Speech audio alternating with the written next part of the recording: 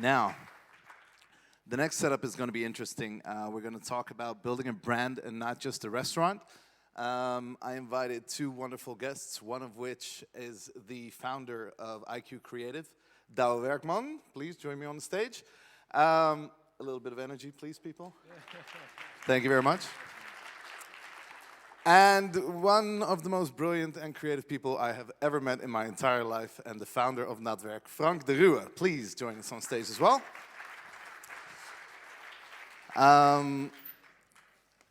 So we're going to do a little panel, but before we do so, I just want to show you some stuff about why we are discussing this in the first place. So, looking around at different brands and restaurants in the world right now, I found some things like clickers that don't work. Here we go. So we all know that In-N-Out, for instance, has a ginormous side business and a revenue stream based on their merchandise, but they also expand that into actual stores. They do their own accounts online. This accounts for a massive piece of revenue stream for them. Nando's, who just hit 1 billion mark, they have this amazing sauce line which can be bought at all types of supermarkets all around the world. Ronnie Feig, this is actually the other way around. It's a guy that comes from fashion, builds amazing clothing stores, and decided to create Kid Treats, which is actually a milkshake and ice cream parlor, which just attracts people to come in and then buy clothing. So there's all types of things going on. As the Avocado show, we've been busy with that actually as well, since we were solely focusing on the avocado. We were looking at something very simple, which was we have this categorical food that we have to explain to people. And one of the most exciting insights I ever had was, I believe that everyone that knows McDonald's knows the Big Mac. They just built a secret second brand. If for some unknown reason they would not be allowed to use the name McDonald's anymore, they could start the Big Mac show and everyone would still know what it's all about. So creating this food, we were looking for something to call it, and eventually actually branded it by calling it Pretty Healthy Food. Now, there's a lack of comma right there because it's not pretty, comma, healthy food. It's pretty healthy food, and it works. And that's a type of branding for us, just like we looked at using that in online references. We created a cookbook around this Pretty Healthy Food, which allowed us to be part of bookstores and online sales all over the place, expanding our brand. The same for our merchandise line. And actually now for the first time, we're doing B2B sales of a product of our Pretty Healthy Food outside of our own restaurants. This is a way to turn all this global attention that we had and find touch points to reach all these people who can't visit Amsterdam or Brussels or Madrid or wherever we are going. Even the interior is part of the brand as well. Now, when I grew up, I saw a few brands firsthand, and Douwe was responsible for this one. The Supper Club, amazing venue, amazing restaurant, amazing club, amazing brand, in my opinion. I think every single piece of art that you guys have ever created was recognizable for me, even when I was like 18 years old. I saw something in the street. I knew it was directly from Supper Club.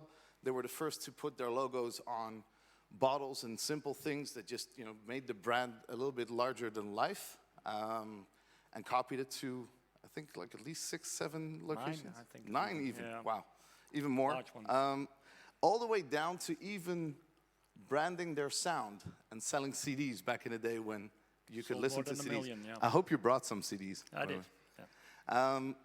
Now, moving on to, with IQ Creative, you create more and more stuff like Happy Happy Joy Joy, which is actually a concept almost designed to become a brand and designed from the get-go to become a franchise with products.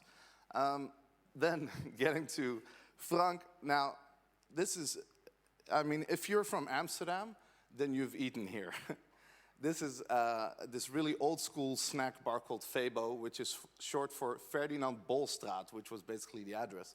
And everyone knows what this is. You just pull, something, a fat snack out of the wall. But it took them about 70 years to realize how deep they were into the culture. And Frank helped flip this thing into a brand. So instead of this old vibe, they refurbished the brand, which is a cool thing, but they started playing around with it, which is my favorite. So they even turned Febo, which is obviously with an F, to a vegan Vebo. They did mini red carpets in the middle of the street to a vending machine. They did well, we all know the drive-in, but drive in Dutch means floating. So they did the drive-in on boats. You guys really had fun playing around with this brand. And one of the most important things, which I found super interesting, is they managed to flip an entire line of merchandise. And they got rappers, professional dart players, Lord knows, like anyone that was connected to this culture to become part of it. It made major news everywhere. There wasn't a festival you couldn't find someone in this weird suit, which I think is fantastic. And one of the best signs of success is when people resell your shit on eBay.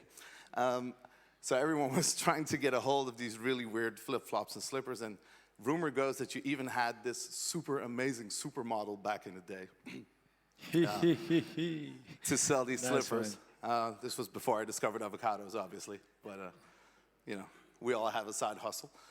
So this is what it's all about. It's about having these amazing pieces of culture or concepts or whatever it is that we do, and turning that into a brand. So not just building a restaurant.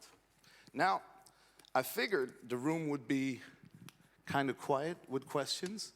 So, first of all, you brought some CDs, right? Sure I did. I don't know So if you ask a question, you're going to get a limited edition super old CD that you can play Frisbee with. Because none of us have CD players anymore. I knew you were coming, so I even brought a pair of Fable slippers. So if you want the infamous, you know, if you want to make some money on eBay, make sure you have a question in a second. So the thing I want to start with is, what would be the difference between a restaurant concept and a restaurant brand nowadays? Well, I think if you look at brands right now, they have to communicate on so many different platforms. You can compare a brand, everything right now where it's a commercial organization, it's like a brand, and there's like, you have to communicate like a brand on all these different channels. So I think its communication became way bigger right now. So if you're a brand, you have to communicate on all these different platforms and stuff like that. I was at a meeting and they told me that 60% of all restaurants in Holland are not online. Is that so? Yeah, outside Really? of the city, That yeah. many? Oh, So that's weird. it was an award-winning thing. They created software for them to automatically be able to produce websites that would then update themselves. It's kind of interesting. How can you do without a website? Well, apparently, if you are in a village and you have the right location or something, you just your brand is food, right? Okay, You're an open door. So for me, it's kind of interesting. Do you guys have a restaurant brand that really appeals to you?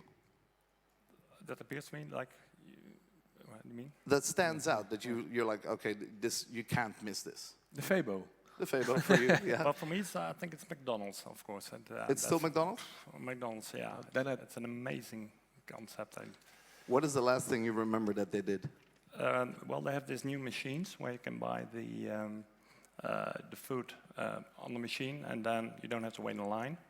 So it renews itself every time I'm there, and also the products are and there's new product every time I come there. But the new machines, I heard they their turnover grew with like 12% last year, only because of these machines. So people don't have to wait in line. And so if they're in line, they don't feel the pressure from the people that are in the back. So they are easily, oh, I like that, I want that, and they order more. So I think that's genius. But within the world of fast food, I would also say Shake Shack. Why Shake Shack? Well, I think they did pretty well in 2004 with coming up with high quality food, sustainable, communicating in a really good way, giving a lot back to the community.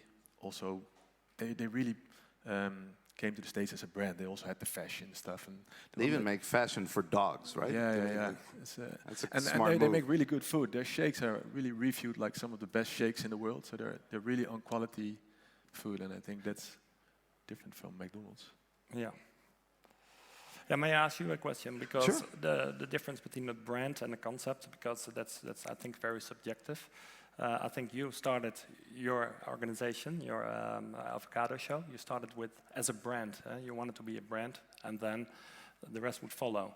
And it's I say it's gechargeerd. How you say that? It's very. I wouldn't know what gechargeerd is in English. It's a bit direct. maybe. Exaggerated, but you start the brand first, and then the restaurant comes there, and we try to start a restaurant, and we hope it becomes a brand. So first is you get a concept, and then it becomes a brand. That's how I look at it. Maybe so. I want to ask how you look at that. Well, I think when we started the Avocado Show, we didn't know how to start a restaurant. But we did know how to make a brand. So okay. I don't think we did it on purpose. I just think that's the way we put things together. Every project we ever did started with what does it look like, what does it feel like, what does it sound like, what is it, like the way you build a brand. And once that was done, I think the scariest and most brilliant thing about the Avocado Show for me was the fact that everyone understood what we were talking about.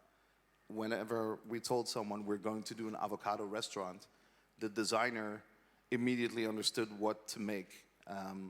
All the mood boards were right. All the pictures that they found were right. The colors, schemes, everything. Everyone was on the same vibe about it. And I think that's something that resonates with a lot of people. I That's think because of the name, or it's because of the mono product? You only sell actually, the avocados? mono product, the name came later.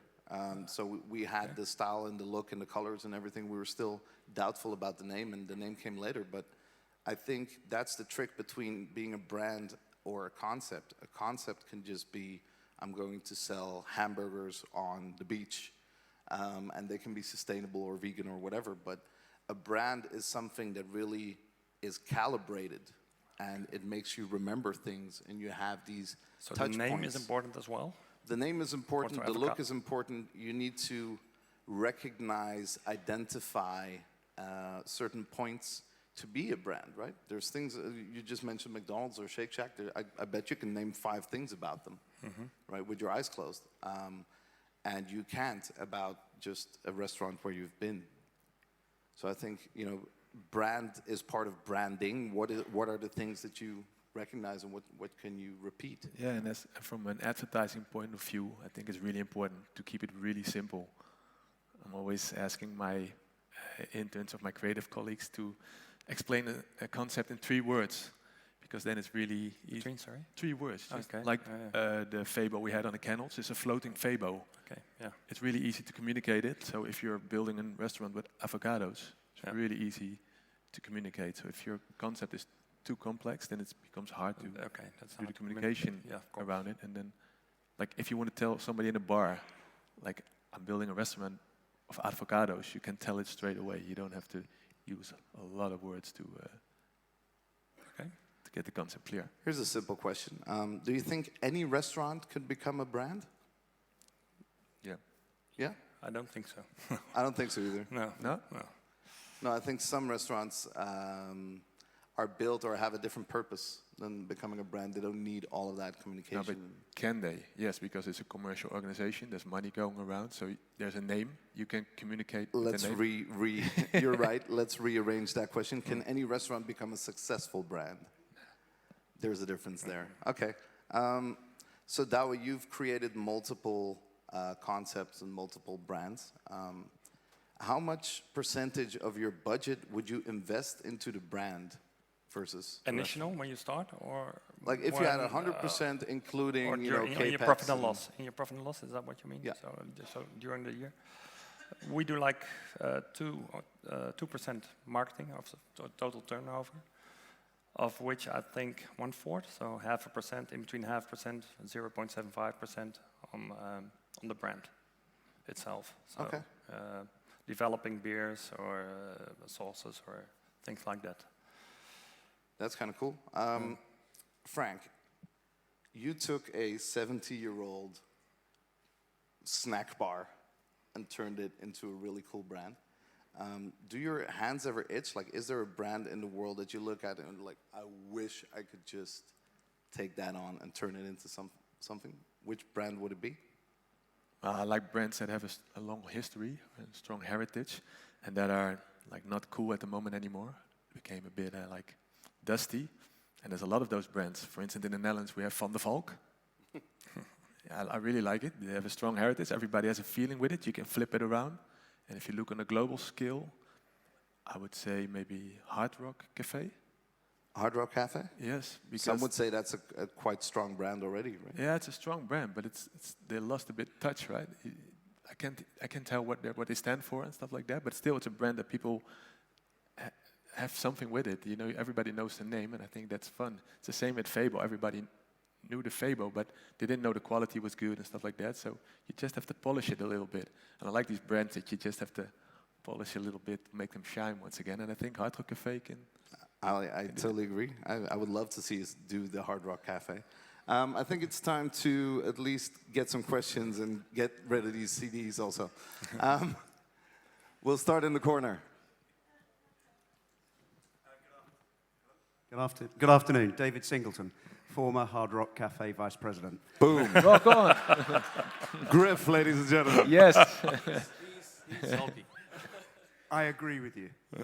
What would you do, Frank? Well, yeah. Then you have to hire my advertising agency, of course. But no, but just I did say former, but I agree with you. no. I think the name Rock already is cool. Like you can say rock on, and building a new community about this whole rock thing. Music is a strong thing to communicate with. You have that in your name, and it's your domain. And music is a super strong thing to connect people, to get a community going on. So I think, yeah, there's loads of possibilities to get the Hard Rock Cafe back on the map and be like a trendsetter. But like I said, please hire us. And, Please hire him. This is former. Fair enough. He does deserve a CD, right? For Sure. Absolutely, yeah. We're going to get you one or of would those you like CDs. a beer? Any more questions in the room? Looking around. Nobody wants a pair of slippers? Fair enough. There's one. There's two. There's one, there's two. Oh, you just want, well, we have two slippers, so that's good. Hi. Hi. When do you think a restaurant experience can become overbranded and tiresome for consumers? Or is there no such point, in your opinion? There is absolutely a point where stuff is overbranded, if you ask me. I think a brand should have all the strong points of branding, right? So recognizability, it can add value, you can expand your revenue streams or even your horizon of products. I think once it's about branding, you might be on the wrong path, right? So it should help you tell the story, not be the story, in my opinion. And a lot of people ask me always about the Avocado Show, and they say, yeah, so you make Instagrammable food. I hate it when they say that, really, because it's not that. Putting something on Instagram is a result of experiencing something you want to share. And if you choose to put it on Instagram, or you choose to tell it to someone, or you choose to have a great memory about it, that's the goal, right? Making an experience that lasts, that you remember, that makes impact, and that you wish to share. And I think Instagram or whichever social media platform that you share it on is just the tool to express yourself, and that's fine. And But don't take it too far. Maybe say, like, stay innovative, because that's a really good way to communicate. You can talk about your innovation, but stay innovative within your own field. So if you got a specialty or something, just stay in that field. Don't try to be all over the place. Yeah, I think You that's have to renew yourself each time. yeah. Because if you have got a new innovation, you can talk about that innovation. It's way more easy than to say, "Hi, we're here constantly." Yeah. You can talk about your innovation. Needs to have substance. Is that what you mean? Yeah. Okay. What I also really like to express is that, for me, a brand doesn't have to become huge. So we just had, the amazing founder of Sketch here. And Sketch, to me, would be way less fun if there were 20 of them, right? There's just this one legendary place that keeps changing, and it's a brand, and it belongs there, and it belongs to him, and that's how it should be done. So I think a brand has a bit of a bad rap where people always say, oh yeah, they do that so it can be copied or multiplied or whatever. That's not always true. It's just like really setting your story in stone and making sure that people can recognize that. I think we have room for one more question. The Slipper Man.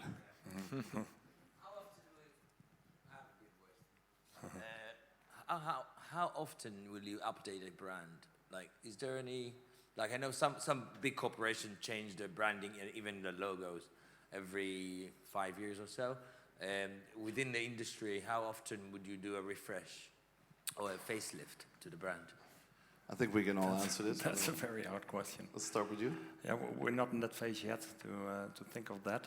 We're 5 years old. Supper Club is 20 years old, and we did adjust the concept, but we didn't adjust the logo and, of course, not the name. But we just like I think 2 years ago we adjusted the concept because we were too old and the young people couldn't find us anymore, so we had to renew it. But it's not that we have a calendar and we say in 5 years we're going to renew the concept. We wait till we see in the market that we're not on top of things anymore. So I hope that answers a bit the question. And when advertising, you work with campaigns. So it's way more, if the campaign has reached this end point, in 3 years, you come up with a new campaign and maybe there's a new payoff. But we hardly do restyling. With Febo, we did a restyling because they had, when we entered the room, they had 5 different fonts, typos, where they put their text with, and the logo was so fat that if you print it like really small, it became blurry. So we had to do something about that stuff. But 9 out of 10 times we say, leave the corporate identity, work with the campaign. Funnily enough, I think that happened because it was a really old brand. So when you have old brands, you work with old rules, right? The fonts and everything, where it comes from. Lord knows. For us, it's actually kind of different. The Avocado show is 2.5 years old.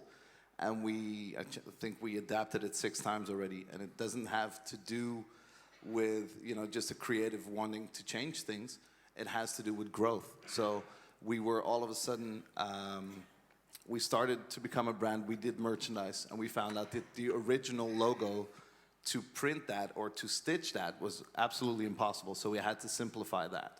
And then we went into food, like a frozen food product, and on the packaging, you could only use 2 colors, for instance, right? So you have to figure out how, in all of this growth, do I keep the basics of my brand available? But we need to update it to a point where it works, whether you print it small or on a freezer bag or whatever. I think if we would have just stayed a simple restaurant concept that didn't do anything else, that our logos and all the work would have been, sufficient. But when you move and you grow and you elevate and expand, you will have different demands for all of your needs, right? So we keep changing that. I think our time's up for today, but I would like to thank you very much. And the guys are around, so if you want to ask any questions about building a brand of restaurants, Douwe and Frank, ladies and gentlemen. Thanks.